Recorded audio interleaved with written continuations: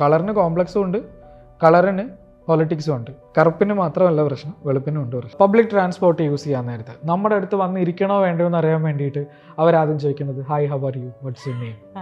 കാരണം അതിൽ നിന്ന് അവൻ പ്രതീക്ഷിക്കുന്ന ഒരു സാധനമുണ്ട്. ഇംഗ്ലീഷ് ടോണിലാണ് സംസാരിക്കണമെങ്കിൽ ധൈര്യമായിട്ട് അവൻ അവിടെ ഇരിക്കും. അവൻ്റെ വലിപ്പം അടക്കം പലരും എൻ്റെ അടുത്ത് പറഞ്ഞിട്ടുണ്ട്, ഞാൻ അവരോടും കഥ പറഞ്ഞിട്ടുണ്ട്.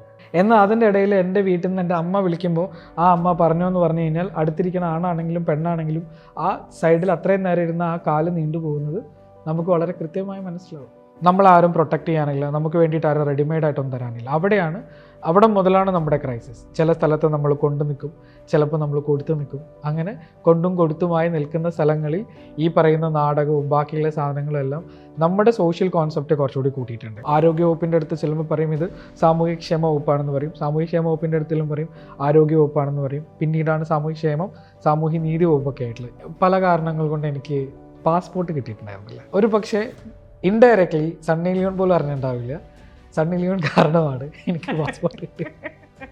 ഒരു സ്ഥാനാർത്ഥി പോലും അവരുടെ ഇതിനിടയിൽ അവർ ചുട്ടുപൊള്ളുന്നതിനുള്ള പ്രൊട്ടക്ഷൻ നോക്കുന്നതല്ലാതെ ഇങ്ങനെ ഒരു മനുഷ്യരുണ്ടെന്ന് ഇന്ന് വരെ ഒരു സ്ഥാനാർത്ഥി പോലും അവരുടെ പ്രചരണങ്ങളിൽ സംസാരിച്ചതായി ഞാൻ കേട്ടിട്ടില്ല. ചേട്ടൻ ആദ്യം പറഞ്ഞ പോലെ നിങ്ങൾ ജനിക്കുന്നതിനെ കുറിച്ചോ ജീവിച്ചിരിക്കുന്നതിനെ കുറിച്ചോ മരിക്കുന്നതിനെ കുറിച്ചോ ഇതുവരെ നമുക്കൊരു അവെയർ കിട്ടിയിട്ടില്ല. സത്യം, എനിക്ക് 35 വയസ്സുണ്ട്, ഞാൻ ഇതുവരെ കണ്ടിട്ടില്ല കേട്ടിട്ടില്ല. ലൈഫിൽ ഫസ്റ്റ് ടൈമാണ് ചേട്ടനെ പോലെ ഒരാളോട് ഞാൻ സംസാരിക്കുന്നത്. ഈ സംസാരിക്കുമ്പോൾ ആക്ച്വലി സാധാരണ മനുഷ്യരെ പോലെ തന്നെയാണോ തോന്നുന്നത്, അതോ വേറെ എന്തെങ്കിലും ബുദ്ധിമുട്ട് തോന്നുന്നുണ്ടോ? ഇല്ല, സാധാ മനുഷ്യനോട് ഞാൻ പറയുന്നത്. ഞാൻ കുറച്ചുകൂടെ ക്യൂരിയസ് ആണ്. കാരണം എന്നെ സംബന്ധിച്ച് ഞാൻ കണ്ടില്ലേ നല്ല ബ്ലാക്കാണ്. എന്നെ സംബന്ധിച്ച് നിറത്തിൻ്റെ പേരിലുള്ള പ്രശ്നങ്ങളാണ് നമ്മൾ എന്താ പറയുന്നത്, അവഗണന, നമ്മുടെ ജാതി, അതൊക്കെ പറയുന്നത്. പക്ഷെ ഒരിക്കലും എന്നെ ഒന്ന് സൂര്യനെ ഉപദ്രവിച്ചിട്ടും കൂടിയില്ല. മനസ്സിലാവുന്നുണ്ടോ? അപ്പോൾ ഞാൻ ആലോചിക്കുക, ദൈവമേ, അങ്ങനെ പ്രശ്നമുള്ളവരുണ്ടല്ലോ. നിറം എന്ന് പറയുമ്പോൾ നമ്മുടെ പെട്ടെന്നുള്ള മനസ്സിൽ വരുന്നത് എന്താ, നിറത്തിന്റെ പേര് മാറ്റി നിർത്തപ്പെടുന്നു എന്നുള്ളൊരു പ്രശ്നമാണ്. പക്ഷെ ആദ്യമായിട്ടാണ് ഞാൻ ഇങ്ങനത്തെ ഒരു ഇഷ്യൂ കേൾക്കുന്നത് തന്നെ. അല്ല, അതുകൊണ്ട് തന്നെയാണ് ഞാൻ കറുത്ത ആളുകളോട് പ്രൗഡ് ആവുന്നതിൻ്റെ കാരണം. മണ്ണിൽ പണിയെടുത്തിട്ടുണ്ടായ അല്ലെങ്കിൽ അതിൻ്റെ തലമുറ തുടർച്ചയ്ക്ക് ഉണ്ടാവുന്ന ഒരു കളറിനെ കുറ്റം പറയണം വേണമെങ്കിൽ എനിക്കും പറ്റുമെന്നേ. അതായത് ഇപ്പോൾ എന്നെ സായിപ്പേന്ന് അല്ലെങ്കിൽ മാതാമേന്നൊക്കെ വിളിക്കുന്നത് എനിക്ക് അറിയാം, ആളുകൾക്ക് അറിയാം ഇത് എന്നെ ഒരു ഒരു ഒരു കോൺഫിഡൻസ് കുറയ്ക്കാനുള്ള ഒരു വിളിയായിട്ട്. എന്നാൽ ഒരു തമാശയ്ക്ക് പറയാണ്, ഞങ്ങൾ ആംഗ്ലോ ഇന്ത്യൻസിൻ്റെ കൂടെ നിങ്ങൾ പെടുത്തി എന്ന് വിചാരിക്കുക, പിന്നെ ഈ വിളിയില്ല. കാരണം ആ വിളി വിളിച്ചു കഴിഞ്ഞാൽ പിന്നെ അതിനകത്ത് എന്താ കാര്യമായിരിക്കും. അപ്പോൾ അതുപോലെ തന്നെ എനിക്കൊരു പ്രിവിലേജ് ഉണ്ടെന്ന് തോന്നി ഞാൻ നിങ്ങളോട് എന്താ പറയുന്നത്, നിങ്ങളുടെ ഗുണങ്ങൾക്കപ്പുറത്ത് ഞാൻ പലപ്പോഴും ഈ കറുപ്പിൻ്റെ രാഷ്ട്രീയം കാണുമ്പോൾ ആ പറയുന്നവർക്കും കേൾക്കുന്നവർക്കും ഒന്നും സത്യം പറഞ്ഞാൽ അറിയുക പോലും ഇല്ലെന്നാണ് ഞാൻ മനസ്സിലാക്കിയിട്ടുള്ളത്. കാരണം അവരുടെ ഉള്ളിലുള്ള പറഞ്ഞു കേട്ട കുറേ മുൻവിധികളോടുള്ള കുറേ വെറുപ്പുകളുണ്ട്. അവർക്കതൊന്നും അക്സെപ്റ്റ് ചെയ്യാൻ പറ്റത്തില്ല. അതായത് എനിക്ക് അക്സെപ്റ്റ് ചെയ്യാൻ പറ്റാത്ത കാര്യങ്ങൾ മറ്റൊരാൾ ചെയ്യുമ്പോൾ, ഞാൻ അംഗീകരിക്കാത്ത മനുഷ്യർ വേറൊരാൾക്ക് ആൾക്കാർ ചെയ്യുമ്പോൾ എൻ്റെ സുപ്രീമസിക്ക് അത് ഓക്കെ അല്ല. അതിൻ്റെ വേറൊരു വേർഷനാണ് ഞങ്ങൾ അനുഭവിക്കുക. പക്ഷെ കറുപ്പിന് ജെൻഡറിന് ജാതിയും മതവും മറ്റു സ്ഥലത്ത് നിറവും അടക്കം വ്യത്യാസമുണ്ട്. ഈ നിറം പ്രശ്നമാണെന്ന് തിരിച്ചറിയുന്നത് ഈ കറുപ്പല്ല പറയുന്നതും പ്രിവിലേജിൻ്റെ പ്രശ്നമല്ല. അതായത് കറുപ്പ് എന്ന് പറയുമ്പോഴേക്കും നമ്മൾ അത് അടിസ്ഥാന വിഭാഗങ്ങളുടെ പ്രശ്നങ്ങളെയാണ് നമ്മൾ അഡ്രസ്സ് ചെയ്യുന്നതെന്നുള്ള രീതിയിലാണ് ആളുകൾ പറയുന്നതെങ്കിലും ചില സ്ഥലത്തുണ്ട് ഈ സുപ്രീം അല്ലെങ്കിൽ ഒരു മിഡിൽ ക്ലാസ് അല്ലെങ്കിൽ അപ്പർ കാസ്റ്റ് ഒക്കെ ആണെങ്കിൽ അവർ കറുത്തതാണെങ്കിൽ അവർ സ്വയം പരിചയപ്പെടുത്തുന്ന ഒരു രീതിയുണ്ട്. ഞാൻ ഇന്നയാളാണ്, ഇന്നയാളുടെ വാല് വയ്ക്കും, ഇന്നയാളുടെ ഇന്ന മകളുടെ ഇന്ന മരുമോളാണ്. അതായത് നിങ്ങൾ എൻ്റെ കളർ കണ്ടുകൊണ്ട് എന്നെ ഈ രീതിയിൽ ഐഡന്റിഫൈ ചെയ്യേണ്ട എന്നുള്ള സ്റ്റേറ്റ്മെന്റും കൂടി പറഞ്ഞു വെച്ചിട്ടാണ്. അതുകൊണ്ട് അവർ പറയുന്ന കളറ് കോംപ്ലക്സ് ആണെങ്കിൽ, കളറ് ഒറ്റ ഇത് മാത്രമല്ല, കളറിന് കോംപ്ലക്സും ഉണ്ട്, കളറിന് പൊളിറ്റിക്സും ഉണ്ട്. പക്ഷെ പലപ്പോഴും ഡിസ്കസ് ചെയ്യുന്ന അവിടെ അപ്പോഴാണ് ഞാനടക്കമുള്ളവർ പറഞ്ഞത് കറുപ്പിന് മാത്രമല്ല പ്രശ്നം, വെളുപ്പിനും ഉണ്ട് പ്രശ്നം. അല്ലാതെ അതെ, കറുപ്പിന് മാത്രമല്ല പ്രശ്നം, വെളുപ്പിനുണ്ട്. അത് ഞാൻ ചേട്ടനോട് സംസാരിച്ചു. ഇപ്പം ആംഗ്ലോ ഇന്ത്യൻ എന്നുള്ളൊരു ടൈം പറഞ്ഞു തന്നു. അപ്പം ഞാൻ ചേട്ടനോട് ആദ്യം തന്നെ പറഞ്ഞു സായിപ്പ് എന്നുള്ളൊരു ടൈം പറഞ്ഞപ്പോൾ, ചേട്ടൻ അങ്ങനെ ആരെങ്കിലും ആംഗ്ലോ ഇന്ത്യൻ ആണെന്നോ അല്ലെങ്കിൽ പിന്നെ സായിപ്പിന്റെ മോനാണെന്നോ അങ്ങനെ യാത്ര ചെയ്യുമ്പോൾ ഇഷ്ടം പോലെ ആളുകൾ പല ചോദ്യങ്ങൾ ചോദിക്കും. ഈവൻ നമ്മൾ പബ്ലിക് ട്രാൻസ്പോർട്ട് യൂസ് ചെയ്യാൻ നേരത്തെ നമ്മുടെ അടുത്ത് വന്ന് ഇരിക്കണോ വേണ്ടോ എന്ന് അറിയാൻ വേണ്ടിയിട്ട് അവരാദ്യം ചോദിക്കുന്നത് hi how are you, what's your name. കാരണം അതിൽ നിന്ന് അവൻ പ്രതീക്ഷിക്കുന്ന ഒരു സാധനമുണ്ട്. ഇംഗ്ലീഷ് ടോണിലാണ് സംസാരിക്കണമെങ്കിൽ ധൈര്യമായിട്ട് അവൻ അവിടെ ഇരിക്കും. അവൻ്റെ വലിപ്പം അടക്കം പലരും എൻ്റെ അടുത്ത് പറഞ്ഞിട്ടുണ്ട്, ഞാൻ അവരോടും കഥ പറഞ്ഞിട്ടുണ്ട്.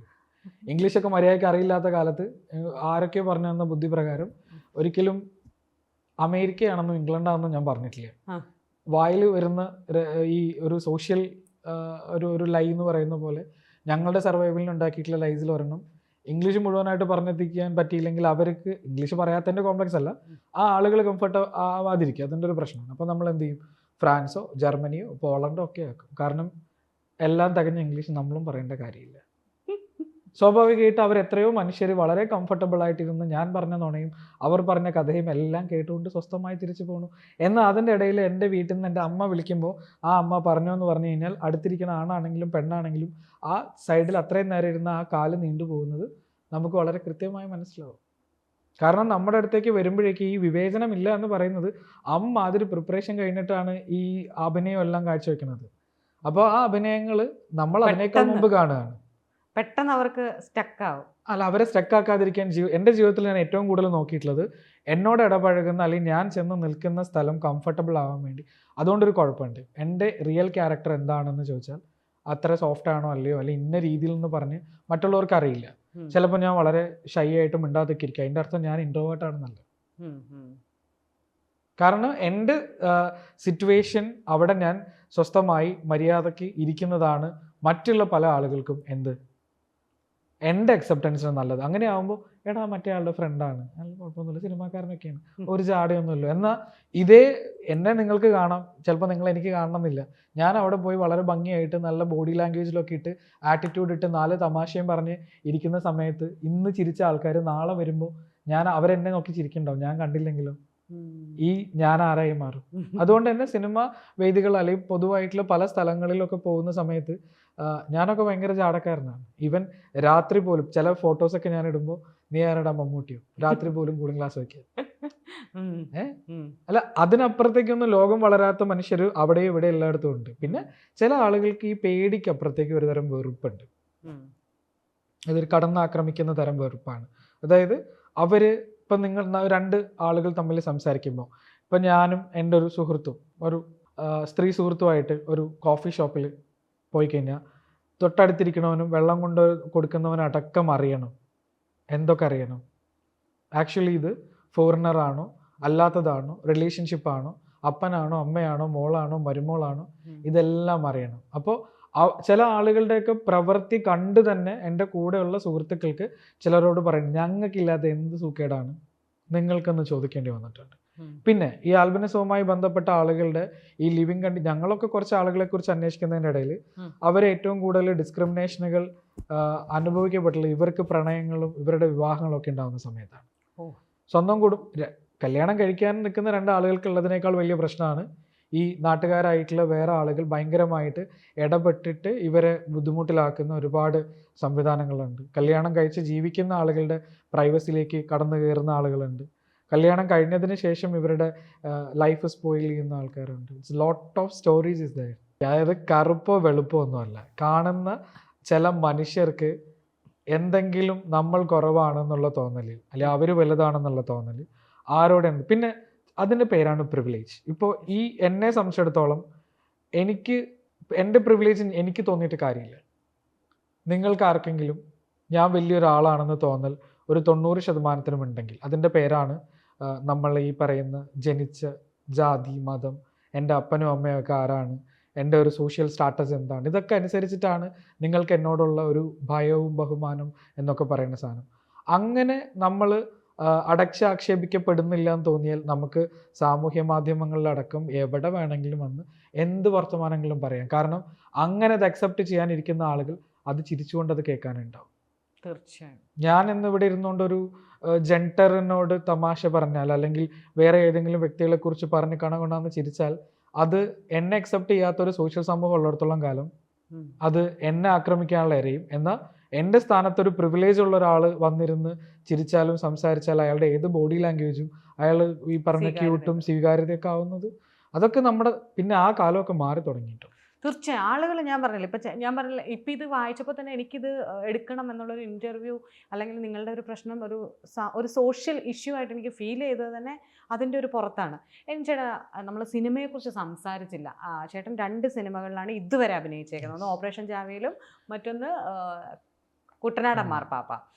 ഇതിന് ശേഷം ഈ സിനിമയിലേക്ക് എങ്ങനെയായിരുന്നു ചേട്ടാ? ഇപ്പം ചേട്ടൻ മുന്നേ പറഞ്ഞു ഒറ്റയ്ക്കിരിക്കുമ്പോഴായിരിക്കാം ഞാൻ അഭിനയം പഠിച്ചതെന്ന് പറഞ്ഞു. അല്ല, ഈ സിനിമയിലേക്ക്, അതായത് ചേട്ടാ ഭയങ്കര സ്ട്രഗിൾ ആണല്ലോ.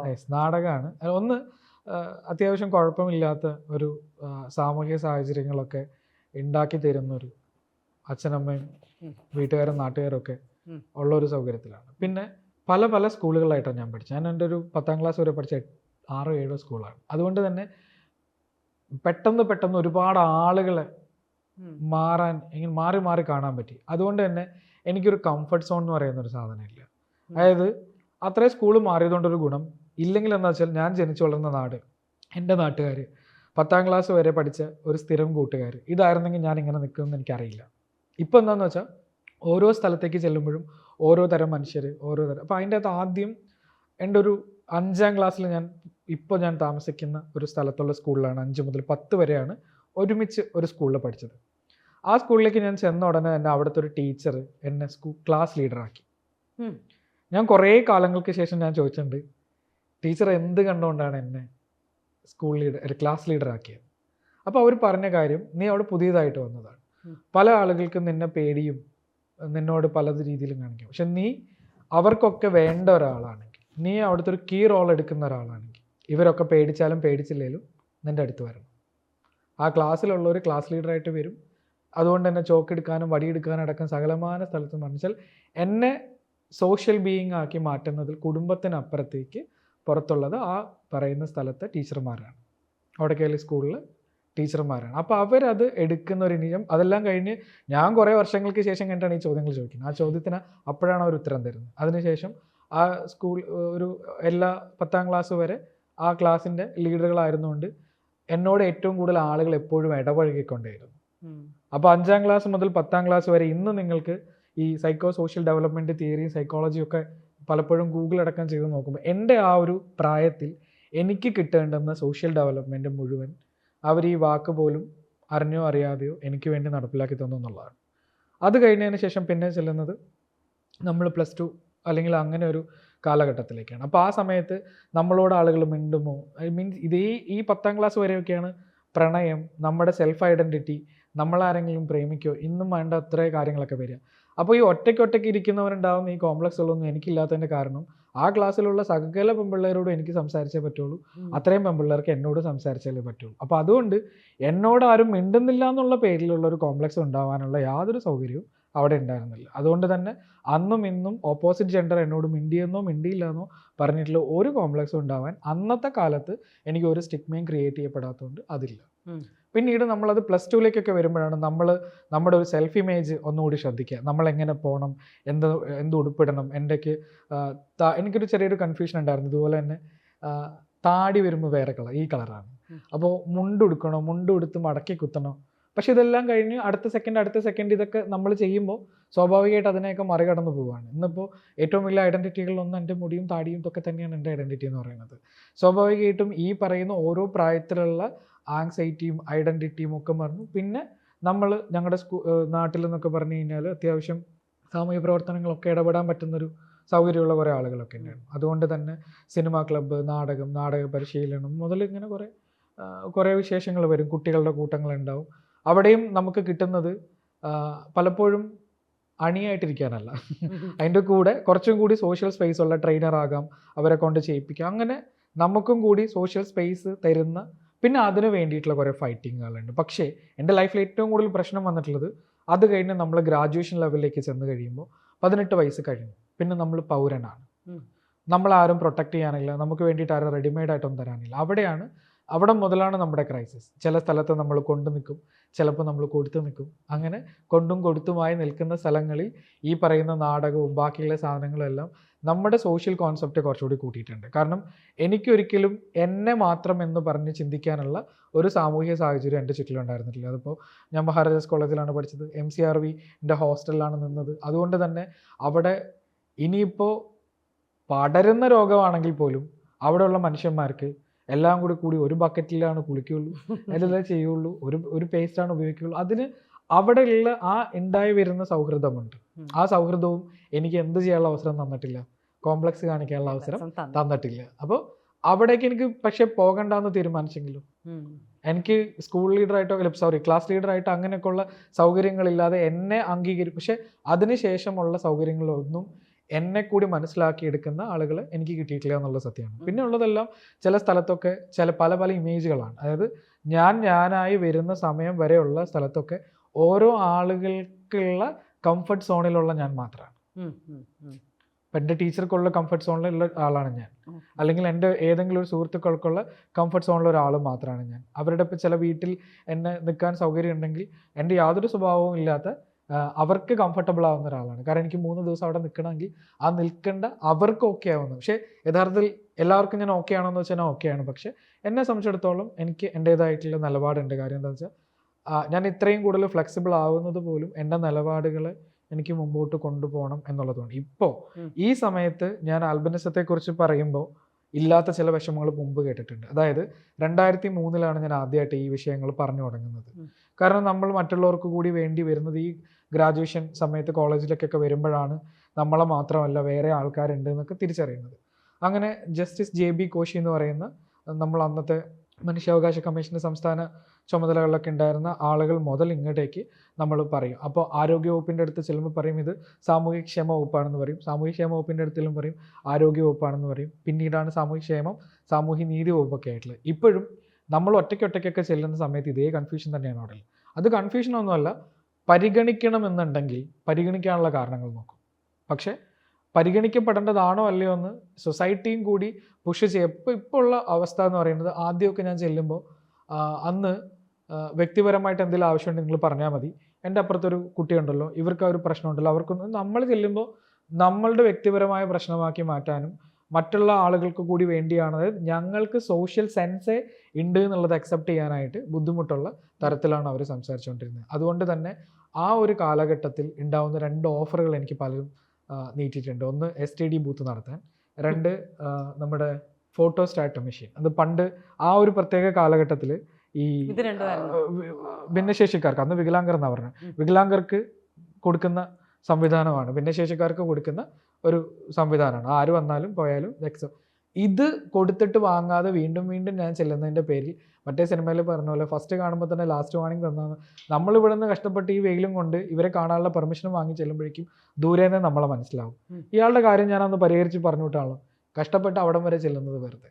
പിന്നെ എനിക്ക് ചെല്ലാൻ പറ്റുന്ന 2 വർഷം കഴിഞ്ഞിട്ടായിരിക്കും. സ്വന്തം നിലയിൽ ഓരോ കാര്യങ്ങൾ പോകുമ്പോൾ ഇന്ന് ഞാനൊരു അയനിക എന്ന് പറയുന്ന ഒരു മെൻ്റൽ ഹെൽത്ത് ഓർഗനൈസേഷൻ്റെ ഡയറക്ടറാണ്. ആ മെൻ്റൽ ഹെൽത്ത് ഓർഗനൈസേഷനാണ് ഇവിടെ ആളുകൾ മാനസികാരോഗ്യം എന്ന് പറയുന്ന ഈ ലോക്ക്ഡൗൺ ഒക്കെ വന്നപ്പോൾ ഇപ്പോൾ ഏതിനും മാനസികാരോഗ്യമാണ്, മെൻ്റൽ ഹെൽത്താണ്.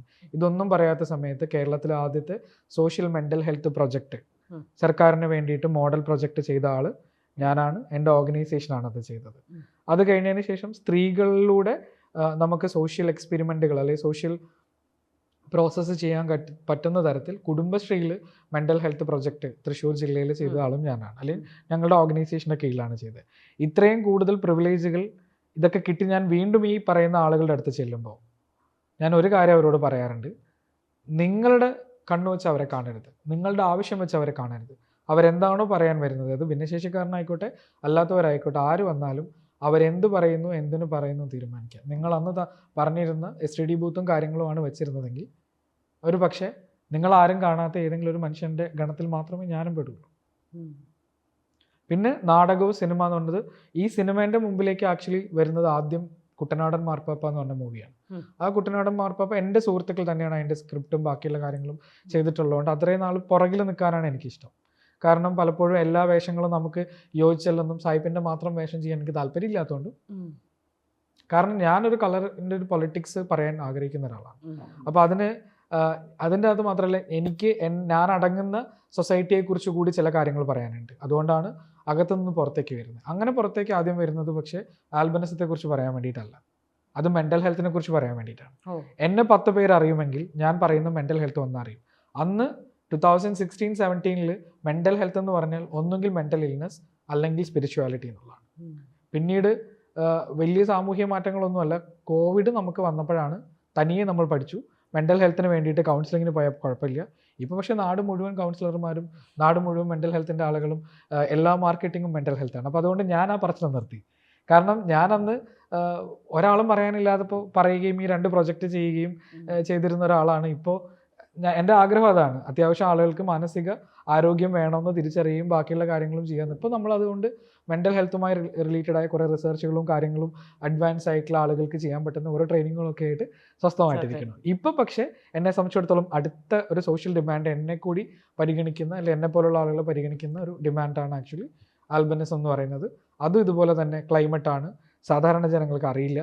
എന്നാൽ അവരെ കുറ്റപ്പെടുത്താതെ അവരുടെ എന്ത് ലോജിക്ക് കൊണ്ടാണ് അവർക്കത് അറിയാതെ പോയതെന്ന് അവരുടെ കൂടെ നിന്ന് എനിക്ക് പറയാൻ പറ്റും. കാരണം എനിക്ക് സാധാരണക്കാരെ പോലെ അല്ലാതെയും ഇത് വലിയ വ്യത്യാസങ്ങളില്ലാതെ 2 പക്ഷത്തു നിന്നും എനിക്ക് ചിന്തിക്കാൻ പറ്റും. കാരണം സാധാരണ മനുഷ്യൻ ജീവിക്കുന്നതോ അല്ലെ അതിനേക്കാൾ കൂടുതൽ പ്രിവിലേജോ കിട്ടുന്ന ഒരാളാണ്. അതുപോലെ തന്നെ ചില സ്ഥലത്ത് എനിക്ക് ഐഡൻറ്റിറ്റീസ് ഒന്നും ഇല്ലയെന്നുണ്ടെങ്കിൽ ഇവരനുഭവിക്കുന്ന എല്ലാ പ്രശ്നങ്ങളും കിട്ടുന്നുണ്ട്. ഇപ്പോൾ പുതിയ കാലം വരുമ്പോൾ എന്ന് വെച്ചാൽ ആളുകളെല്ലാം അവരവരുടെ മാത്രം ലോകത്താണ്. അതുകൊണ്ട് തന്നെ ഒരാളല്ല കളിയാക്കുക, ഒരു കൂട്ടമായിട്ടാണ് കളിയാക്കുന്നത്. അതിപ്പോൾ എനിക്ക് മാത്രമല്ല ബുദ്ധിമുട്ടുണ്ടാക്കുന്നത്, ഒരു സ്ത്രീയെ കണ്ടാൽ എല്ലാവരോടും ഒരു കൂട്ടമായി ആക്രമിക്കുന്ന ഒരു സ്വഭാവം മലയാളികൾക്കിടയിൽ കൂടി വരുന്നുണ്ട്. അപ്പോൾ മറ്റുള്ളവർക്കൊക്കെ വേണ്ടി ആളുകൾ കൂടും. ഇപ്പോൾ എന്നെ ഒരു പൊതു ഇടത്തിൽ വെച്ച് 4 ആളുകൾ കളിയാക്കിക്കൊണ്ടിരുന്നാൽ അതിനെ കണ്ട് കേട്ട് നിൽക്കാൻ മാത്രമേ ഇപ്പോൾ തൽക്കാലം എന്ത് ചെയ്യുള്ളൂ, കൂട്ടത്തിലുള്ള ആളുകൾക്ക് പറ്റത്തുള്ളൂ. എൻ്റെ കൂടെ ഉള്ളവർക്കും മറ്റുള്ളവരൊക്കെ വെറും കാഴ്ചക്കാർ മാത്രമാണ്. അതിന് പകരം അതുകൊണ്ടാണ് ഒരു ചെറിയ കാര്യം കൂടി നമ്മൾ ആവശ്യപ്പെട്ടിട്ടുള്ളത്. ഈ സായിപ്പേ മാതാമേ വിളികളെല്ലാം ഇതല്ല എന്നറിഞ്ഞുകൊണ്ട് അവർ വിളിക്കുന്നത് സത്യത്തിൽ ഈ പറയുന്ന സ്കിന്നും ഐയും ഒക്കെ ഉള്ള ഇത്രയും സെൻസിറ്റീവ് ആയിട്ടുള്ള സ്ഥലത്ത് അവർ പുറത്തിറങ്ങി സോഷ്യൽ ബീയിങ് ആവാൻ ശ്രമിക്കുമ്പോൾ അവരുടെ സോഷ്യൽ ഐഡൻറ്റിറ്റീനെ അല്ലെങ്കിൽ അവരുടെ സാമൂഹിക വളർച്ചയ്ക്ക് വിഘാതമാകുന്ന സാധനമാണ്. അപ്പോൾ ഒരു വ്യക്തിൻ്റെ സാമൂഹിക വളർച്ചയ്ക്ക് തടസ്സമാകുന്ന എല്ലാ ക്രൈമും അങ്ങനെ ഒരാളെ പറയുമ്പോൾ ഉള്ളതാണ്. അതുകൊണ്ട് തന്നെ ഒരു കളർ ഡിസ്ക്രിമിനേഷൻ്റെ പേരിലും ഇതുപോലെ സാമൂഹികമായിട്ട് അവരുടെ വളർച്ച ഇല്ലാതാക്കുന്നതിൻ്റെ എല്ലാ പേരിലും വരുന്ന നോൺ ബെയിലബിൾ ഒഫൻസ് ആയിട്ടുള്ള കാര്യമായിട്ട് ഇത് പരിഗണിക്കപ്പെട്ടാൽ മാത്രമേ ഈ പറയുന്ന വിളി നിൽക്കുകയുള്ളൂ. പിന്നെ രണ്ടാമത്തെ കാര്യം, ഈ പറയുന്ന വിളികളില്ലാതിരുന്ന് ഇന്നിപ്പോൾ ഒരു വളരെ പോസിറ്റീവായിട്ടുള്ളൊരു കാര്യം ഉണ്ടായി. കാരണം ഞാൻ ഇന്ന് ഇങ്ങോട്ടേക്ക് പോരുന്ന വഴിയിൽ ഒരു കുറച്ച് സമയം ഒരു മെട്രോയിലേക്ക് കയറാൻ വേണ്ടി എടുക്കുന്ന ഒരു ടൈം ഞാൻ ബസ്സിലാണിത്. അപ്പോൾ ആ ബസ്സിലുള്ളൊരു മനുഷ്യൻ ചോദിച്ചു, ശരത് ബ്രോ അല്ലേ, സൂര്യാഘാതം എങ്ങനെയുണ്ട്, മാറിയോ? അത് ഈ സോഷ്യൽ മീഡിയയിൽ ഈ ഇട്ടതിൻ്റെ, നിങ്ങളെപ്പോലുള്ള ഓരോ മനുഷ്യരത് ഏറ്റെടുത്തതിൻ്റെ ഏറ്റവും വലിയ ഇമ്പാക്റ്റാണ്. പക്ഷേ ഒരിക്കൽ പോലും ഞാൻ ഇന്ന് വരെ ഈ സൂര്യാഘാതം മാറിയോ എന്ന് ഒരു വാക്കിൽ ഒരു മനുഷ്യൻ ചോദിക്കുമെന്ന് ഇത് പറയണമെന്ന് ആഗ്രഹിച്ച് ഞാൻ പോലും വിചാരിക്കാത്തതുകൊണ്ട് ആ പാവത്തിന്റെ പേര് ചോദിക്കാൻ എനിക്ക് പറ്റിയില്ല. കാരണം ഒരു സാമാന്യ മര്യാദയാണ് നമ്മൾ ഓക്കെ ആണോ എന്ന് ചോദിക്കുന്ന ഒരാളോട്. അല്ലെ, പരിഗണിക്കുക എന്ന് പറയുന്നത് വലിയ കാര്യം തന്നെയാണ് ചേട്ടാ. അത് അല്ല, അതിനകത്ത് ഞാനും പെട്ടുപോയി എന്നുള്ളതാണ്. തിരിച്ചിറങ്ങി ആ സെക്കൻഡിൽ തന്നെ ഞാൻ ഫേസ്ബുക്കിൽ ആദ്യം ഇട്ട പോസ്റ്റ് അതാണ്. ഞാനൊരു വലിയ മാന്യത കാണിക്കാനുണ്ടായിരുന്നു. പക്ഷെ ഈ ഞാൻ പോലും എന്ത് ചെയ്തില്ല, ആ ആള് ആരാണ് എന്താണെന്ന് ചോദിക്കാൻ. അതെന്താണെന്നറിയോ ചേട്ടൻ, ചോദിക്കാനുള്ള സമയം കിട്ടാത്തതുകൊണ്ടല്ല. യു ആർ ഓൾസോ എന്താ പറയാ, നമ്മൾ പറയില്ല സ്റ്റക്കായി പോയി. എന്നുവെച്ചാൽ നമ്മള് വായിക്കുന്നുണ്ടല്ലോ, ആളുകൾ നമ്മളെ അറിയുന്നുണ്ടല്ലോ, സ്റ്റക്കാണ്. അല്ലാണ്ട് നമുക്ക് അയാൾ വിളിച്ചൊരു ഇതുണ്ടല്ലോ, Sarath bro, first second question അല്ല, ശരത് ബ്രോ സൂര്യാഘാതം കുറവുണ്ട്, അത്രേ നമ്മൾ ആഗ്രഹിക്കുന്നുള്ളൂ. അത്രേ ഉള്ളൂ. അല്ല, അതുകൊണ്ട് എനിക്ക് കോൺഫിഡൻസ് കൂടുതല. ആ മനുഷ്യൻ ഈ കാണുന്ന ഏത് മനുഷ്യരോടും പറയും, ആരെ കണ്ടാലും ചോദിക്കും. കാരണം അത് ഇവൻ ഇത് സോഷ്യൽ മീഡിയയിലുള്ള ആദ്യത്തെ എഴുത്തുകളൊക്കെ വരുമ്പോൾ ഞാൻ അനുഭവിച്ചൊരു സ്റ്റിഗ്മയുണ്ട്. അതായത് ഞാനെന്ന് പറയുന്ന എല്ലാവർക്കും അറിയുന്ന ഒരാളല്ല, എൻ്റെ ചുറ്റുവട്ടത്തിലുള്ളവർക്ക് അറിയുള്ളൂ. അപ്പോൾ എൻ്റെ പ്രശ്നത്തെക്കുറിച്ചാണോ എഴുതുന്നത്, ഇവന് ഇത്രയും പ്രശ്നങ്ങളുണ്ടായിരുന്നോ? ഈ വിഷയത്തിൻ്റെ മെറിറ്റിന് പകരം ഡീമെറിറ്റ്സ് ആണ് പലപ്പോഴും ഫോക്കസ് ചെയ്ത് പോയിട്ടുള്ളത്. പിന്നെ നിങ്ങൾ തന്നെ ശ്രദ്ധിച്ചാൽ അറിയാം, ഇഷ്ടം പോലെ സ്വന്തമായി വർത്തമാനങ്ങൾ പറയുന്ന ഒരുപാട് എന്താ പറയുന്നത് സോഷ്യൽ മീഡിയ ഇൻഫ്ലുവൻസേഴ്സും സിംഗങ്ങളുള്ള നാടാണ്. എത്ര ആളുകളെ ഇത്രയും സമയത്തിനിടയിൽ ഇത്രയൊക്കെ ഉയർന്നു വന്നിട്ടും എത്ര പേർ പറയുന്നു എന്നും ഒരു തരത്തിലും പറയില്ലടാ എന്നുള്ള വാശിയിൽ പറയാതിരിക്കുന്ന എത്ര പ്രൊഫൈലുകൾ ഉണ്ടെന്ന് നിങ്ങൾക്ക് നോക്കിയാൽ മനസ്സിലാവും. എനിക്ക് പൊതുസമൂഹത്തോട് പറയാനുള്ളതും അത് തന്നെയാണ്. ഇത് മറ്റേ ഏതോ പപ്പു പറയണ പോലെ ഞാൻ വാതിൽ തുറക്കൂലടാ എന്ന് പറയുന്നത് എന്ന് പറഞ്ഞാൽ ഞാൻ പറയില്ലടാ എന്ന് തീരുമാനിക്കുന്ന കുറേ ആൾക്കാരുണ്ട്. സ്വാഭാവികമായിട്ടും അത്തരം മനുഷ്യരെ കൂടി നമ്മൾ ശ്രദ്ധിക്കണം. കാര്യം എന്താണെന്ന് വെച്ചാൽ ഇരട്ടത്താപ്പുകളുണ്ട്. കാരണം മറ്റു കാര്യങ്ങളിൽ ഇപ്പം ജാതി ഇല്ലെങ്കിലും എനിക്ക് എൻ്റെ ഉള്ളിൽ ജാതി ഉണ്ടാവാം. പക്ഷേ നിങ്ങളുടെ മുമ്പിൽ സോഷ്യൽ ബീയിങ് ആയിരിക്കാൻ വേണ്ടി എനിക്ക് വേണമെങ്കിൽ എന്ത് ചെയ്യാം, ഭയങ്കര പുരോഗമനമുള്ള ഒരാളുടെ ഫേസോട് കൂടി എനിക്ക് സംസാരിക്കുക, ഇടപഴകാൻ, അഭിനയിക്കാം. എനിക്ക് ഒരു ജെൻഡറും ഉണ്ടാവത്തില്ല. പക്ഷേ എനിക്കൊരു പരിചയമില്ലാത്ത എനിക്കൊരു പ്രൊട്ടക്ഷനും ഇല്ലാത്ത ഒരാൾ എന്ത് വേണമെങ്കിലും ചെയ്തോട്ടെ, ഞാൻ മുഴുവൻ സ്വാതന്ത്ര്യത്തോടു കൂടി അവർക്ക് ഓപ്ഷൻ കൊടുക്കുന്ന ഒരാളായിട്ടും എനിക്കിവിടെ നിറഞ്ഞാടാൻ പറ്റും. പക്ഷേ ആൽബനിസം പോലെ നമ്മുടെ കാഴ്ചയ്ക്കോ അല്ലെങ്കിൽ മറ്റുള്ള തരത്തിലോ ഭിന്നശേഷി എന്നൊക്കെ പറയുന്നത് വെറുതെ അഭിനയിക്കാൻ പറ്റുന്ന ഒരു സാധനമല്ല. ഭിന്നശേഷിനോട് ഒരാൾക്ക് അല്ലെങ്കിൽ പ്രത്യേകമായിട്ടുള്ള ചില സംവിധാനങ്ങളോട് ഒരാൾക്ക് ഉള്ളാലെ ഉള്ള വെറുപ്പോ ബോധമോ ഉണ്ടെങ്കിൽ അത് ഈ പറയുന്ന ജാതിനേക്കാളും ജെൻഡറിനേക്കാളും ഒക്കെ വിസിബിൾ ആയിരിക്കുകയും ചെയ്യും. അവരൊക്കെ എങ്ങനെയൊക്കെ മൂടി വയ്ക്കാൻ ശ്രമിച്ചാലും പറ്റില്ല. നമ്മുടെ സോഷ്യൽ മീഡിയയിലെ പല ഇൻഫ്ലുവൻസേഴ്സിനെ എടുത്താലും അവരും ഭിന്നശേഷിയുമായിട്ട് എന്തെങ്കിലും ബന്ധമുണ്ടോ എന്ന് ചോദിച്ചാൽ ചിലരുടെയൊക്കെ വീടുകളിൽ ഭിന്നശേഷി കുട്ടികളുണ്ട്. അത്തരം കുട്ടികൾക്ക് സോഷ്യൽ റീച്ച് കിട്ടാൻ വേണ്ടിയിട്ട് നടക്കുന്ന ആൾക്കാരുണ്ട്. അല്ലെങ്കിൽ അവരുടെ കാര്യത്തിൽ നോക്കാൻ താല്പര്യക്കുറവല്ല, അവർക്കും ഈ അക്സെപ്റ്റൻസ് ഇഷ്യൂസ് ഉണ്ട്. എൻ്റെ അച്ഛനും അമ്മയാണ് ഞാൻ കണ്ടതിൽ വെച്ച് ഏറ്റവും കോമൺ ആയിട്ട് ബിഹേവ് ചെയ്യുന്ന ഒരു ഭിന്നശേഷിൻ്റെ വകുപ്പിൽ അല്ലെങ്കിലും ഇങ്ങനെ പ്രത്യേകതയുള്ള കുട്ടി ഉണ്ടായിട്ടും ഓരോ അബ്നോർമാലിറ്റിയും എന്നോടോ മറ്റുള്ളവരോടോ തമ്മിലോ തോന്നാതെ സംസാരിക്കുന്നതിൽ ഞാൻ കണ്ടതിൽ ഏറ്റവും ഇമ്പോർട്ടൻ്റ് ആയിട്ടുള്ള റെസ്പെക്ട്ഫുൾ ആയിട്ടുള്ള ആൾക്കാർ എൻ്റെ അച്ഛനും അമ്മയാണ്. എന്നാൽ ഈ ഭിന്നശേഷി കുട്ടി ഉണ്ടെങ്കിൽ നാട്ടുകാരും വീട്ടുകാരും അവരവരും തന്നെ ഈ ഭിന്നശേഷിക്ക് ഒന്ന് ആലോചിച്ചാൽ മതി. നമ്മുടെ കുട്ടികൾക്കൊരു ചെറിയ ബുദ്ധിമുട്ടുണ്ടായാൽ തന്നെ നമുക്ക് എത്ര പ്രശ്നങ്ങളുണ്ടാവും. അതിനിടയിൽ നമുക്കൊരു ഭിന്നശേഷി കുട്ടി ആവശ്യമില്ലാത്ത സെൻറ്റിമെൻറ്റ്സ് ഇവർക്ക് മറ്റുള്ള ഒരുപാട് ആളുകൾ ഇത് ചെയ്യുന്നത്, ചില ആളുകൾ അതിൽ നിന്നൊക്കെ മറയ്ക്കാനും വേണ്ടി മാത്രം സോഷ്യൽ മീഡിയയിൽ മറ്റു പല കാര്യങ്ങളും പറഞ്ഞ് ഇൻഫ്ലുവൻസേഴ്സായിട്ട് മാറുന്നത്, അതൊക്കെ അവർക്കോ അല്ലെങ്കിൽ അവർ വഴി അവരുടെ കുട്ടികൾക്കോ കിട്ടുന്ന, കാരണം ഇന്ന് വരെ അങ്ങനെ ഒരു പെർസ്പെക്റ്റീവിൽ നിങ്ങൾ ആരും കേട്ടിട്ടില്ലെങ്കിൽ എല്ലാ ഇൻഫ്ലുവൻസേഴ്സിനെ എടുത്തോളൂ, നോക്കിക്കോളൂ. അവരാ സോഷ്യൽ ഇൻഫ്ലുവൻസേഴ്സ് ആവാൻ വേണ്ടി ശ്രമിക്കുന്നതിന് പിന്നിൽ അവരുടെ കുട്ടികളുമായി ബന്ധപ്പെടുത്തി എന്തെങ്കിലും സ്പെഷ്യാലിറ്റിയോ അവർ കെയറോ കൂടി ഉണ്ടോ ഇല്ലയോ എന്ന് കൂടി പറഞ്ഞാൽ ഞാൻ ഈ പറയുന്ന സ്റ്റേറ്റ്മെൻറ്റിൻ്റെ പിന്നിലുള്ള കാര്യങ്ങൾ നിങ്ങൾക്ക് മനസ്സിലാവും. ചേട്ടാ പിന്നെ ഇപ്പോൾ പുതിയ പടങ്ങൾ ഏതൊക്കെയാണ് വരുന്നത്? ശരിക്കും അവരായിട്ട് ഒഫീഷ്യലി ഒന്നും എന്താ പറയണമെന്ന് അറിയില്ലാത്തതുകൊണ്ട് പറയാൻ പറ്റാത്തൊരു കാര്യമുണ്ട്. അതായത് മലയാളത്തിൽ ഇറങ്ങാൻ പോകുന്ന ഒരു അത്യാവശ്യം ഹിസ്റ്റോറിക്കൽ ആയിട്ടുള്ള ഒരു 3D മൂവി, ആ മൂവിയിൽ ഞാനുണ്ട്. പക്ഷേ ഒഫീഷ്യൽ അനൗൺസ്മെൻറ്റുകളൊന്നും പ്രോപ്പറായിട്ട് ഇന്ന് വരെ വരാത്തത് കൊണ്ട് ഞാൻ ആ പടത്തിൻ്റെ പേര് പറയില്ല. പക്ഷേ മലയാളത്തിൽ അങ്ങനെയൊന്നും ഇനി സംഭവിക്കില്ല. മലയാളത്തിൽ അങ്ങനെ ഒന്നും സംഭവിക്കില്ല. അത് അഭിനയിച്ചാ ഷൂട്ട് ചെയ്ത് എല്ലാം കഴിഞ്ഞു. അഭിനയിച്ചല്ലോ. പടത്തിന്റെ പേര് പറയത്തില്ല. ഇല്ല അത് അവരായിട്ട് അത് ഒഫീഷ്യലി പറയാത്തിടത്തോളം, കാരണം അതിന് അത്രയും സസ്പെൻസുകളുണ്ട്. അതുകൊണ്ട് തന്നെ അങ്ങനെ പോകണം. പിന്നെ ഇറങ്ങാൻ കുറച്ച് പടങ്ങളുണ്ട്. സണ്ണി ലിയോന്റെ കൂടെയുള്ള ഒരു മൂവിയുണ്ട്. സണ്ണി ലിയോന്റെ കൂടെ എന്താണ് പേരാണോ? ഡാൻസ് ഉണ്ടോ? പാട്ടുണ്ടോ? അല്ല, അങ്ങനെ കുറച്ച് പടങ്ങൾ ഇനി ഇറങ്ങാനിരിക്കുന്നു. നേരിട്ട് കണ്ടിട്ട് സണ്ണിയുടെ ബിഹേവിയർ എങ്ങനെ ഉണ്ടായിരുന്നു? ഇല്ല ആക്ച്വലി അതാണ് അതിന്റെ അതൊന്നും എല്ലാം സസ്പെൻസ് ആണ്. എനിക്കിപ്പം എന്താ പറയാ, അതെല്ലാം ഇങ്ങനെ മൂടി വെച്ചിട്ട് നിൽക്കാനാണ് ഇപ്പൊ താല്പര്യം. അല്ല, കാരണം അത് സത്യമായിട്ടും കാര്യം എന്താണെന്ന് വെച്ചാൽ, ആദ്യം എനിക്ക് മാർപ്പാപ്പ കഴിഞ്ഞതിന് ശേഷം സിനിമയ്ക്കകത്തുള്ളവർക്ക് പോലും അറിയില്ലായിരുന്നു ഞാൻ മലയാളിയാന്നുള്ളത്. അത് കഴിഞ്ഞ് നല്ലൊരു ഗ്യാപ്പ് കഴിഞ്ഞിട്ടാണ് ഓപ്പറേഷൻ ജാവ പോലുള്ള ഒരു സാധനം വരും. അപ്പം അതിൻ്റെ ഇടയ്ക്ക് ലോക്ക്ഡൗൺ ആണ്. ആ പടം അതിൻ്റെ ഒക്കെ ഇൻ്റർവ്യൂ കണ്ടാലറിയാം എൻ്റെ ഡയറക്ടർ അടക്കമുള്ള മനുഷ്യരത് ഇപ്പോൾ ഇങ്ങനെ സമയം പോയതും വന്നതും പിന്നെ അതൊരു ഹിറ്റായതും സൂപ്പർ ഹിറ്റായതും എല്ലാ ആ ഒരു കഥകളൊക്കെ നിങ്ങൾക്കറിയാം. അതൊക്കെ കഴിഞ്ഞതിന് ശേഷവും പിന്നെ ഞാനുമായി ബന്ധപ്പെട്ട് കുറേ ഇൻ്റർവ്യൂസ് വന്നിട്ടുണ്ട്. ആ ഇൻ്റർവ്യൂസിൻ്റെ എല്ലാം തലക്കെട്ടുകൾ ഒരു ഓൾമോസ്റ്റ് കോമൺ ആണ്.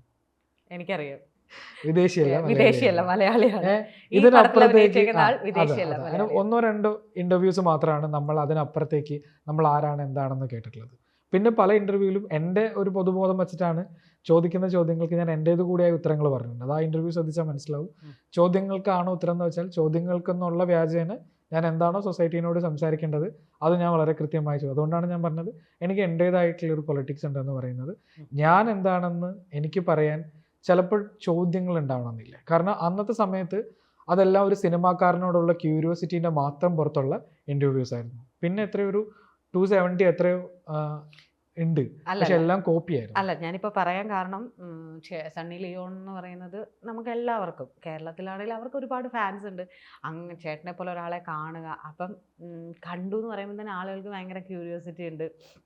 അവർ നിങ്ങളോട് എങ്ങനെ ബിഹേവ് ചെയ്തെന്നുള്ളൊരു ക്യൂരിയോസിറ്റി ഉണ്ടാവും തീർച്ചയായും. ഉറപ്പായിട്ടും വേറൊരു ഇന്റർവ്യൂ അല്ല വേറൊരു സ്ഥലത്ത് വേറൊരു സമയത്ത് വളരെ കംഫർട്ടബിൾ കാം ആൻഡ് കൂളായി ഞാനത് ഉറപ്പായിട്ടും പറയും. കാരണം എന്താ വെച്ചാൽ എപ്പോഴും സീരിയസ് ആയി സംസാരിക്കുന്ന ആളൊന്നും അല്ല ഞാനിപ്പോ ഈ ഒരു അല്ല ഞാനത് നമ്മുടെ ടോപ്പിക്കിൽ നിന്ന് വിട്ടുപോയതല്ല, അതായത് നമുക്ക് കിട്ടുന്ന ഒരു അക്സെപ്റ്റൻസ് ഉണ്ട്. തീർച്ചയായിട്ടും അത് അങ്ങനെ ഒരു സാധനം ഉണ്ടായിട്ടുണ്ട്. കാരണം എന്താ വെച്ചാൽ ഈ എന്താ പറയാ പല കാരണങ്ങൾ കൊണ്ട് എനിക്ക് പാസ്പോർട്ട് കിട്ടിയിട്ടുണ്ടായിരുന്നില്ല. ഈ പാസ്പോർട്ട് കിട്ടുന്നതിന് ഒരു റീസൺ സണ്ണിലിയാണ്. അത് അത്രമാത്രമേ ഞാൻ പറയുള്ളൂ. അവർ ഡയറക്റ്റ് എന്നെ വിളിച്ചു പറഞ്ഞു വന്നു, അവരെനിക്ക് അത് എടുത്തതൊന്നും അല്ല ഞാൻ പറയുന്നത്. ഒരു പക്ഷേ ഇൻഡയറക്ട്ലി സണ്ണി ലിയോൺ പോലും അറിഞ്ഞിട്ടുണ്ടാവില്ല. സണ്ണി ലിയോൺ കാരണമാണ് എനിക്ക് പാസ്പോർട്ട് കിട്ടിയത്. മതി ചേട്ടാ. ഏതായാലും ശരത്തേട്ടനോട് സംസാരിച്ചപ്പോൾ പല സ്ഥലത്തും എനിക്ക് എന്താ പറയുക കുളിര് കോരുകയും കണ്ണ് നിറയൊക്കെ ചെയ്തിട്ടുണ്ട്. കാരണം ലൈഫിൽ നമ്മൾ അനുഭവിക്കുന്നത്, ഞാനൊരു ചേട്ടൻ്റെ ഇപ്പം എത്ര വയസ്സുണ്ടെന്ന് എനിക്കറിയില്ല, ആ പ്രായത്തിനിടയ്ക്ക് ചേട്ടൻ അനുഭവിച്ചതും ചേട്ടന് എവിടെ നിന്നൊക്കെ സ്വീകാര്യതയും അല്ലെങ്കിൽ റിജക്ഷനും കിട്ടിയിട്ടുണ്ടെന്നൊക്കെ പറയുമ്പോൾ അത് ഈ സെക്കൻഡ് കൊണ്ട് പറഞ്ഞു തീർക്കുകയാണ്. അതായത് കുറച്ച് നമ്മൾ ഒന്നിച്ചിരിക്കുന്ന ഒരു അരമണിക്കൂർ കൊണ്ട് നമ്മൾ പറഞ്ഞു തീർക്കുമ്പോൾ അത് കേൾക്കുന്ന എനിക്കതാണ് ഞാൻ പറഞ്ഞത്, അത്രത്തോളം ഈ ഒരു പ്രശ്നം ഇത്രയും വലിയ നമ്മൾ കുഴിച്ച് ചെല്ലുന്തോറുമാണ് ഇതിൻ്റെ ആഴം അറിയുക എന്ന് പറയുന്ന പോലെ ചേട്ടനോട് സംസാരിച്ചപ്പോഴാണ് ഇതിങ്ങനെ ഒരു പ്രശ്നവും ഇതിൻ്റെ ആഴങ്ങളും അറിയുന്നത്. ഇതിനിയും ചേട്ടനെ പോലുള്ളവർ, അതായത് ചേട്ടൻ ഇപ്പോൾ കിട്ടുന്ന ഒരു വിസിബിലിറ്റിയും അല്ലെങ്കിൽ ചേട്ടന് കിട്ടുന്ന ഒരു എന്താ പറയുക ഒരു അപ്പർ ഹാൻഡ് ഉണ്ട്. അത് ചേട്ടൻ സിനിമയിൽ അഭിനയിച്ചു എന്നുള്ളതൊരു വലിയ കാര്യം തന്നെയാണ്. അത് വെച്ചിട്ടാണ് ചേട്ടനോട് ഞാൻ പോലും ചേട്ടാ ഒന്ന് വന്ന് ഇതൊരു സാധാരണക്കാരൻ പറഞ്ഞാൽ എത്രത്തോളം നമുക്കത് സമൂഹത്തിൽ പ്രാവർത്തികമാക്കാൻ പറ്റുമെന്നറിയില്ല. പക്ഷെ ചേട്ടൻ്റെ ആ പ്രിവിലേജിൽ നിന്നുകൊണ്ട് തന്നെ ചേട്ടൻ സംസാരിച്ചു. ഇതുപോലുള്ള സംസാരം ഇനിയും ഉണ്ടാവട്ടെ. ഇപ്പം നമ്മുടെ ഈ വീഡിയോ ഒരു 10 പേർക്കെങ്കിലും കണ്ടിട്ട് ഒരു 10 പേരെങ്കിലും ചേട്ടനെ വിളിക്കാനുള്ളൊരു ഇതുണ്ടാവട്ടെ. അവർക്ക് വേണ്ടിയിട്ട് എല്ലാ കാര്യങ്ങളും നടക്കട്ടെ. താങ്ക് യു ചേട്ടാ. ഒരു വാചകം പറഞ്ഞ് അവസാനിപ്പിച്ചോട്ടെ. കാരണം നമ്മളുടെ ഈ ഒരു വീഡിയോ പുറത്തു വരുന്ന സമയത്ത് നമ്മൾ പലതരത്തിലുള്ള കളർ പൊളിറ്റിക്സിനെ കുറിച്ച് സംസാരിച്ചിട്ടുണ്ട്. സ്ക്രീനിൽ ഒരു കറുപ്പും വെളുപ്പുമാണ് ഇരിക്കുന്നത്. എത്ര സമയം ഇവരിത് മുഴുവൻ കണ്ടു തീർക്കും എന്നുള്ളതും ഈ കളറുമായി റിലേറ്റഡ് ആണ്. ചിലപ്പോൾ ഇവരത് കേൾക്കുമായിരിക്കും, പക്ഷെ അത് മുഴുവനായിട്ട് കണ്ടു കഴിഞ്ഞാൽ ഉറപ്പായിട്ടും അവരിതിനകത്ത് കമൻറ്റ് ചെയ്യും. കേരളം കളർ പൊളിറ്റിക്സ് എന്ന് പറയുന്നത് കുറച്ചും കൂടിയൊക്കെ ആൾതാമസം തലയിൽ കയറ്റിയിട്ട് സംസാരിക്കേണ്ട ഒരു കാര്യമായിട്ടും കൂടി മാറട്ടെ. കാരണം ഈ ആൽബനിസം എന്ന് പറയുന്നത് കളർ പൊളിറ്റിക്സുമായി കൂടി കണക്ട് ചെയ്താൽ മാത്രമേ അതിൻ്റെ ഡിസ്ക്രിമിനേഷൻസ് മനസ്സിലാവുള്ളൂ. കറുത്ത ആളുകളുടെ പ്രശ്നം വെളുത്ത ആളുകൾക്ക് മനസ്സിലാവണം, വെളുത്ത ആളുകളുടെ പ്രശ്നം എല്ലാ മനുഷ്യർക്കും മനസ്സിലാവുകയും വേണം. അത് രണ്ടും രണ്ടാണ്. ഇത് വെറും കളറിൻ്റെ മാത്രം പ്രശ്നമല്ല, കറുപ്പിൻ്റേത് വേറെ ഒരുപാട് പെർസ്പെക്റ്റീവ് ഉള്ളതാണ്. ഒരു കാര്യമേ ജനങ്ങളോട് എനിക്ക് ആക്ച്വലി പറയാനുള്ളൂ, ഈ ഒരു സമയം വേനലാണ്. ഞങ്ങളുടെ സ്കിന്നും ഈ പറയുന്ന ഐ എല്ലാം കുറേ കൂടി സെൻസിറ്റീവാണ്. ഞങ്ങളൊക്കെ പുറത്തിറങ്ങി നടക്കുമ്പോൾ അത്രയും കഷ്ടപ്പെട്ടിട്ടാണ് നടക്കുക. നിങ്ങൾക്ക് ചിലപ്പോൾ ഒരു ക്യൂരിയോസിറ്റി കാണാം. ആ ക്യൂരിയോസിറ്റിയൊക്കെ ചെറിയ സമയം കൊണ്ട് നമ്മൾ കണ്ടും കേട്ടും മാറ്റി വെച്ചിട്ടുണ്ടെങ്കിൽ ഈ ഐയെ ഒക്കെ ഒന്ന് ഒഴിവാക്കി ഞങ്ങളെപ്പോലുള്ള ആളുകളെ വളരെ കംഫർട്ടബിൾ ആക്കാം. ഇന്ന് ഞങ്ങളുടെ അടുത്ത് വന്നും നിങ്ങൾ എന്തെങ്കിലുമൊക്കെ ഒന്ന് സംസാരിച്ചാൽ, എന്നെപ്പോലുള്ള എത്രയോ മനുഷ്യരുണ്ട്, അവരുടെയൊക്കെ അടുത്ത് പോയി പേരോ ബാക്കിയുള്ള കാര്യങ്ങളോ ഒക്കെ ചോദിച്ചും പറഞ്ഞുമൊക്കെ ഞങ്ങൾക്കും അത്തരം വിവരങ്ങൾ തന്നു കഴിഞ്ഞാൽ, ഇപ്പോൾ ഇലക്ഷൻ നിയന്ത്രണങ്ങളാണ്. അതുകൊണ്ട് തന്നെ ഒരു ഔദ്യോഗിക തലത്തിൽ ഒന്നും തന്നെ ചെയ്യാൻ ആരും മെനക്കെടുകയില്ല. ആരുടെ അജണ്ടയിലും അത് വരാൻ സാധ്യതയില്ല. ഈവൻ ഈ ഒരു സമയം വരെ ഒരു സ്ഥാനാർത്ഥി പോലും അവരുടെ ഇതിനിടയിൽ അവർ ചുട്ടുപൊള്ളുന്നതിനുള്ള പ്രൊട്ടക്ഷൻ നോക്കുന്നതല്ലാതെ ഇങ്ങനെ ഒരു മനുഷ്യരുണ്ടെന്ന് ഇന്ന് വരെ ഒരു സ്ഥാനാർത്ഥി പോലും അവരുടെ പ്രചരണങ്ങളിൽ സംസാരിച്ചതായി ഞാൻ കേട്ടിട്ടില്ല. അപ്പോൾ ഇതെല്ലാം കഴിഞ്ഞതിന് ശേഷം ജൂൺ 12-ാം തീയതി 13-ാം തീയതി എന്തോ ആണ് ആൽബനിസം അവയർനെസ് ഡേ ആണ്. അപ്പോൾ ആ ടൈം ആകുമ്പോഴേക്കും ഞങ്ങൾക്ക് നിങ്ങളുടെ കൂടി കിട്ടുന്ന അനുഭവങ്ങളും അഭിപ്രായങ്ങളും നിർദ്ദേശങ്ങളും എല്ലാം കൂടി വെച്ചിട്ട് വേണം ഒന്നുകൂടി എന്ത് ചെയ്യാൻ, ഒരു അവയർനെസ് അല്ലെങ്കിൽ ഒരു മാസ്റ്റർ പ്ലാൻ തയ്യാറാക്കാനുള്ള ഒരു ഡേറ്റ നമ്മൾ ഉണ്ടാക്കുന്നുണ്ട്. അതിനൊരു പക്ഷേ സഹായമാകും ഇത്തരം വീഡിയോകൾ കീഴിൽ നിങ്ങൾ കാണുന്നതും കേട്ടതുമായിട്ടുള്ള നിങ്ങളുടെ അനുഭവങ്ങളും കാര്യങ്ങളും ഡീറ്റെയിൽസും ഒക്കെ പങ്കുവെച്ച് കഴിഞ്ഞാൽ ഇറ്റ് ഷുഡ് ബി ഒരു ഇൻഫോർമേറ്റീവ് ആയിരിക്കും. കാരണം ചില കാര്യങ്ങളൊക്കെ നമ്മുടെ ചരിത്രങ്ങളുടെ ഭാഗമാണ്. ഈ ഒരു ഇൻ്റർവ്യൂ അതിൻ്റെ ഒരു ഭാഗമാകട്ടെ, അല്ലെങ്കിൽ അങ്ങനെ ആകണമെന്ന് ഞാൻ മനസ്സുകൊണ്ട് ഒരുപാട് ആഗ്രഹിക്കുന്നുണ്ട്. ഓക്കെ, താങ്ക് യു ചേട്ടാ. Yes, thank you.